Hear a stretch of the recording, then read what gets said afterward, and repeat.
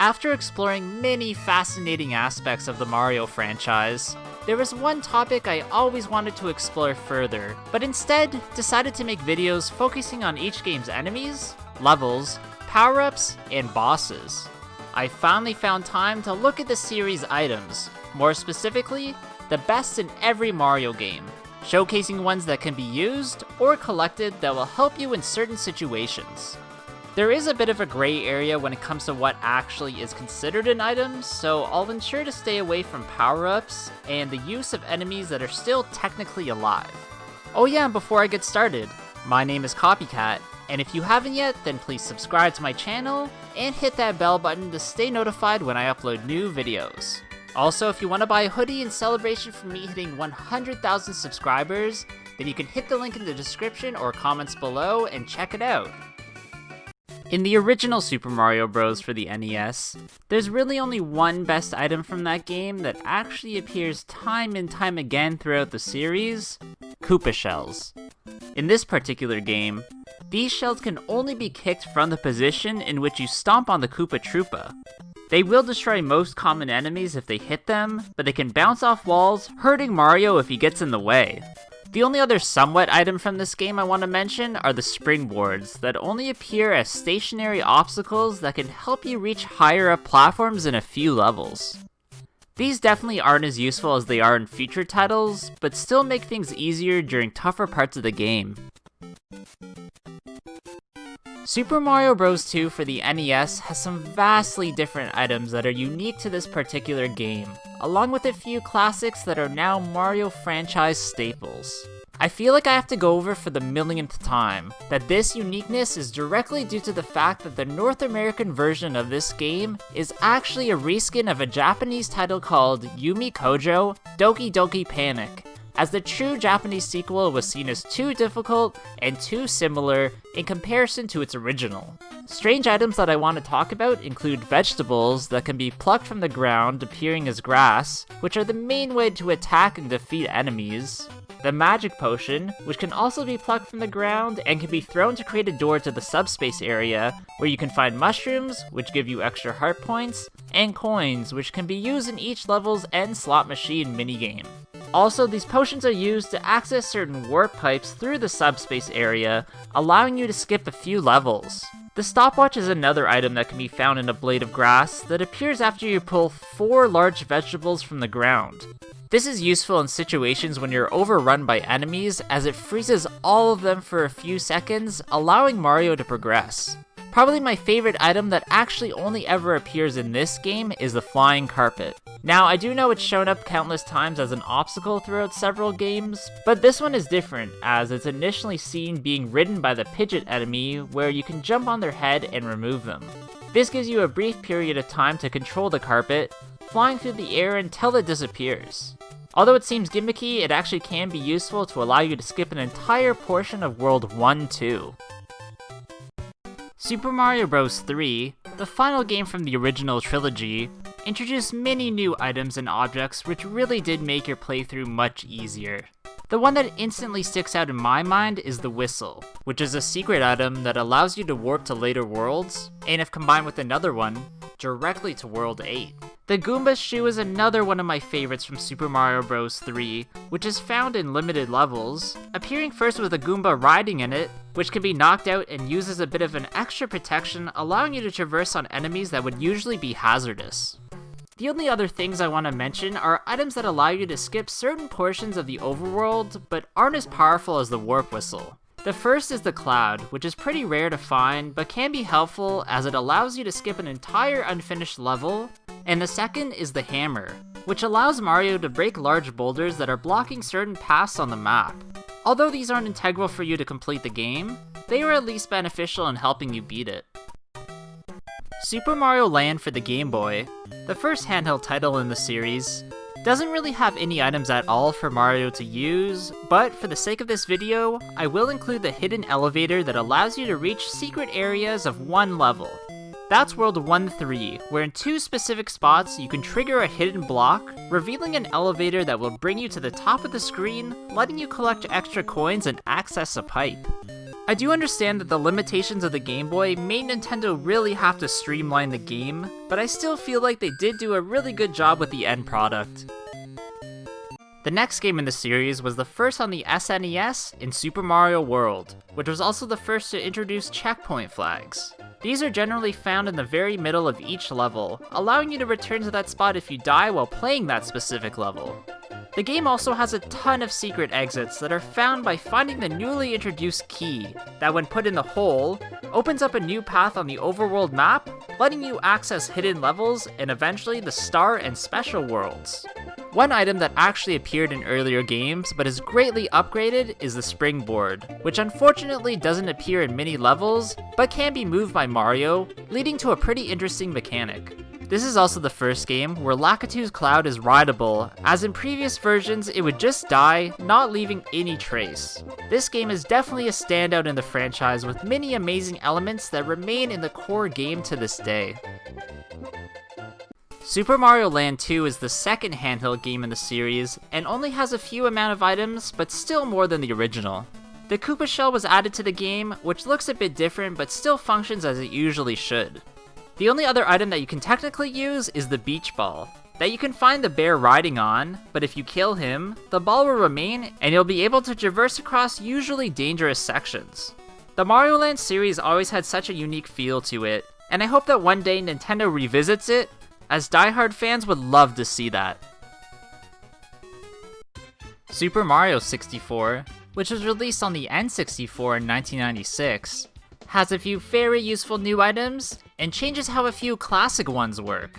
One of those is the Koopa Shell that now allows you to ride on top of it, letting you travel incredibly fast speeds, climb steep slopes, and instantly defeat most enemies. This is pretty rare to find in the game, but is a lot of fun to use. A new item that adds a very interesting mechanic is the cannon, that's used to launch Mario across each course to progress to an area you usually can't reach. Teleportation is also a new addition, which are invisible spots in several levels, where you can skip a large portion of a course, so you can get to hard to reach places much quicker. The final item I want to talk about is the spinning heart, which restores Mario's HP if you continue to stand on it. I remember when I first played this game when I was young, astonished with how different it was from previous titles in the franchise. The most obvious best item in Super Mario Sunshine is the Flood, or Flash Liquidizer, Ultra Dowsing Device, that's obviously the main staple in this game. There are various different ways it can be used, including to platform higher and farther, and to attack enemies that are covered in poison. Something that's cool that you can use in conjunction with the Flood are the water rockets, that are mainly found in 2 roller coaster shine sprites in Pinna Park. These are launched like bottle rockets towards the Mecha Bowser or Bowser balloons. In the future, I hope that Nintendo brings the Flood back in an upcoming game, even if it's just for a brief appearance. The next handheld game in the franchise is also the first in its own series, in New Super Mario Bros. DS, released for the Nintendo DS in 2006. This game brings back items from past entries, including the Lakitu Cloud and Springboard, while adding some brand new ones like the Red Ring, which forces 8 red coins to spawn, eventually giving you a power-up when they're collected, or Star Coins, where there are 3 located in each course in hard-to-reach areas that are used to unlock parts of a world, or to purchase different touchscreen backgrounds. This first game in the New Super Mario Bros. Series focused more on adding new enemies and power-ups, but newer items did appear in future games. Super Mario Galaxy has a very different style than any other game in the series, as it takes place in space with Mario traversing from planet to planet, which leads to some very different items along with changes to some old ones. One item that reappears but works vastly different are the Koopa Shells, that can still be thrown to deal damage, but are mainly used in this game as a way to easily move faster underwater. An item that's unique to this Galaxy series because of the use of motion controls is the Star Ball, that lets you traverse quickly through the specific level they're used in, with a huge trade-off in maneuverability, as the Wiimote's motion control functions make it a bit difficult to handle. There are also some items that you need to use to platform from planet to planet, which include the Launch Star, the Banana Lions, Pull Stars, and Sproudle Vines, just to name a few. There are actually so many new additions to this game that I can't go over every single one, But if I left something out that I should have mentioned, then please let me know in the comments below.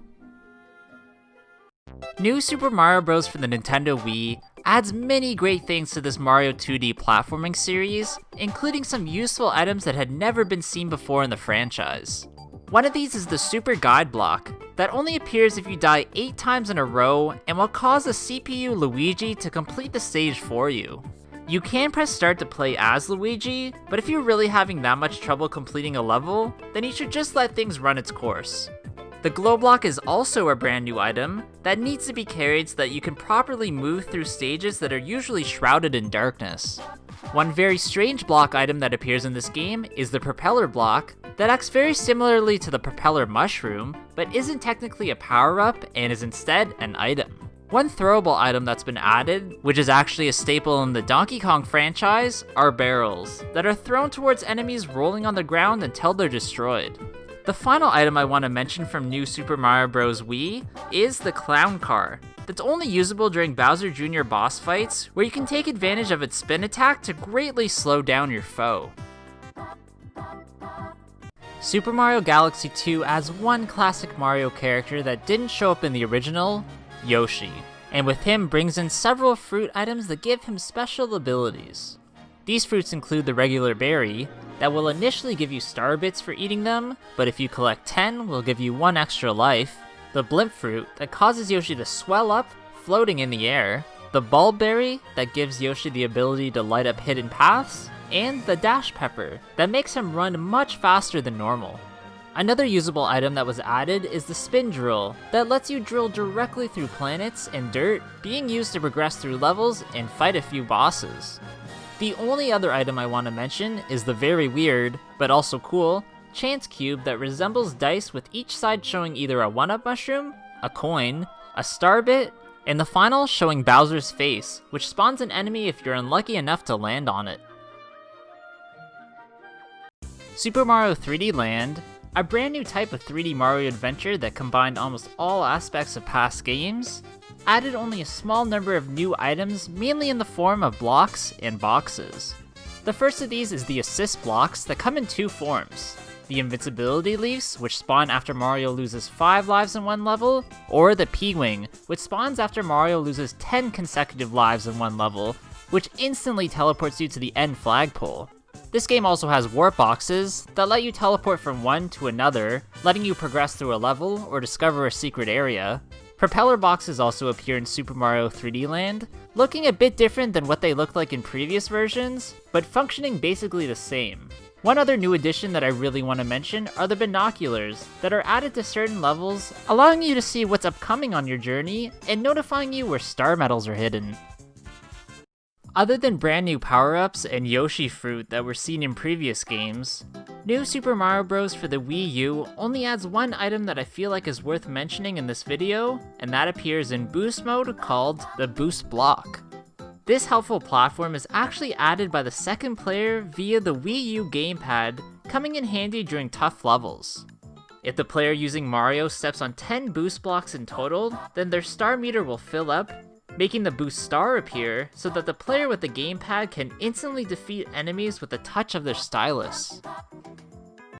Super Mario 3D World for the Wii U is a spiritual successor to the 3DS version that adds a myriad of new items, some which are my favorite in the entire franchise.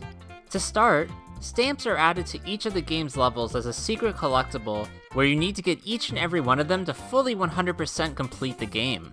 A usable item that's been added are the ice skates, which you can tell is based on Goomba shoes, but are only found in limited snow levels and cannot stop moving. Another new winter-themed item is the snowball, that can be used to throw at enemies, and will spawn when you defeat snow pokies. The Goomba mask is probably the strangest item that you can use in this game, as it deters certain enemies from attacking you, while making some hilarious noises.